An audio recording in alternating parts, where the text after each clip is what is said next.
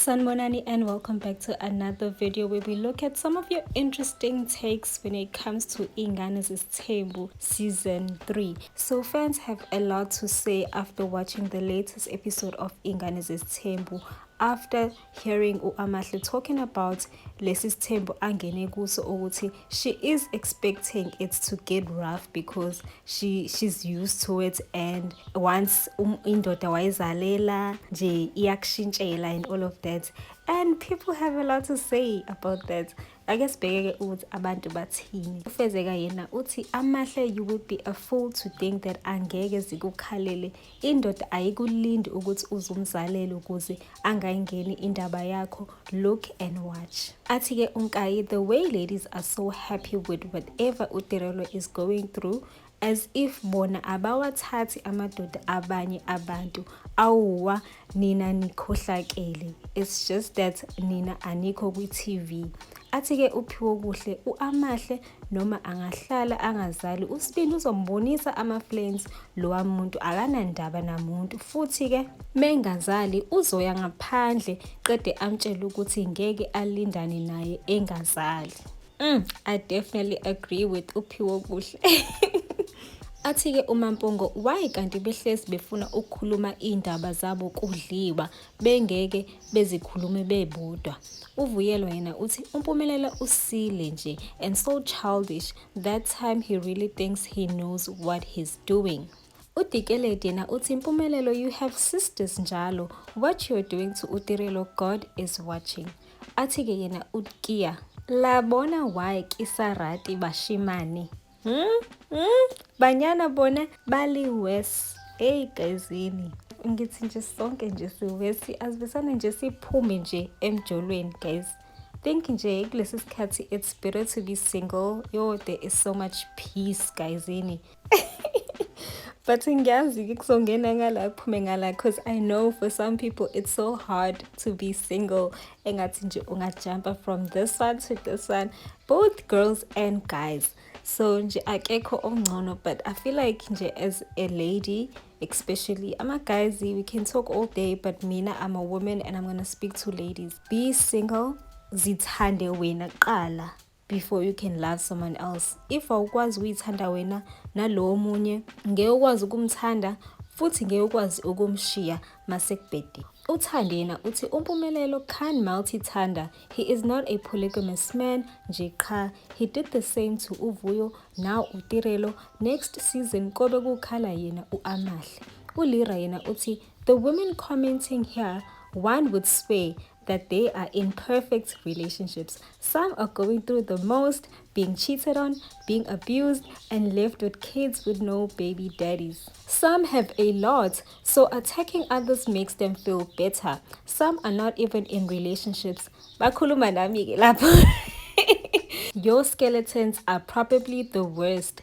More than one child with no baby daddies. Huri niyakowisha strong. Yeah, guys, uLira nje mina ngiyamuzwa uthini bakithi, and I don't feel some sort of way ngalendlela comment ngayo. She is true in a sense, because I do see people going hard, like extra hard on uTirelo, and I'm just like, yo, like wakwenzani? When some people comment, you can tell ukuthi lo okay useyitshelile nje ukuthi she hates ama-side chicks, so now anything nje ene-side chick phakathi nje uyayithela ngenduku. And then some people you can tell ukuthi okay lana it's just light-hearted, mhlawumbe abanye they relate to yena. Some people are like, you know what, yo guyzini asimxoleleni. Some do relate naye futhi because they've been through lento le agoisha kuyona. But at the end of the day, people are gonna comment because they can.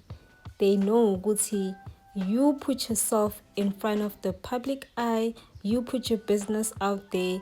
You knew who Mpumelelo was when you met him, when you started dating the guy. So they know ukuthi they're gonna be extra hard on you because you came into this relationship knowing ukuthi khona umuntu okhona or abantu abakhona already. And then you came guns blazing trying to prove a point to the other lady ukuthi you are the one, you are special, or whatever the case might have been at that time. So some people are gonna take their personal situations and they're gonna project that onto uTirelo. So it's up to her, I think, to either ignore ama comments, to close ama comments, or to just continue living her life and not worry about what people are saying, because people are gonna talk, guys. Whether you're doing good in life, whether you're doing bad, whether you're in the public eye, whether you're living privately, people are gonna have something to say. So it's up to you to just not let those comments get to you. uMaggie yena uthi uTirelo wants all the siblings to be on her side, and Umpilo is so tired of this cabanga. I do have to agree kancane noMaggie, because I do see it, because I remember when they were in Sun City kusakhona uVuyo, uTirelo was still like this, benosnei, laughing at an issue that uVuyo had. Angazi noma wenza leyo nto to prove ukuthi she has a better relationship with the siblings, or maybe to isolate the new girl, to make sure ukuthi the new girl doesn't get to be closer to the other siblings. I also cannot understand how you can go on a family vacation with your baby daddy knowing ukuthi izinto azikho right, knowing ukuthi his wife is there, knowing ukuthi his siblings are there. If things are not good, you're supposed to just say, you know what, I'm not coming ngoba azikho zinhle izinto phakathi kwethu. But I feel like into eyenza uTirelo ahambe on these family trips, ngisho noma izinto zingekho right, is because akafuni ukuphuthelwa, akafuni ukuba left out, ngoba she has invested so much time with this family.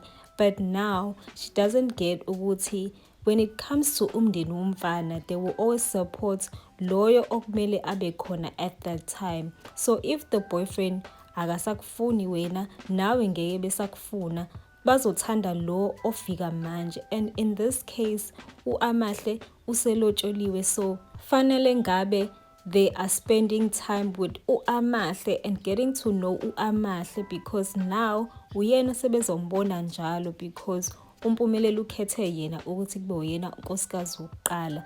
Instead of being loyal to uTirelo, it does not make sense for the siblings to always support uTirelo and be loyal to uTirelo, because engahamba noma inini, and once she's gone, she is gone. There's nothing they can do. So uPhumelele was commenting under ipost kaSibindi ethi uMakale umkhuzi ayiyeke lento yokufuna ukuveza ukuthi umxoxela yonke into. Ezinye izinto ngeke ube nalutho, ngisho ngabe ukuthi uthi awuzazi uzazi. Le ayivezele uMabiyela ukuthi wazi ngeindaba zenu was totally wrong. Izodala ukuthi noMabiyela akungabaze, angakuthembi uma uzoba indoda exoxa indaba zenu noMakale. Leyo nto nje iyodwa iyona eqhathayo isiqede isithembu.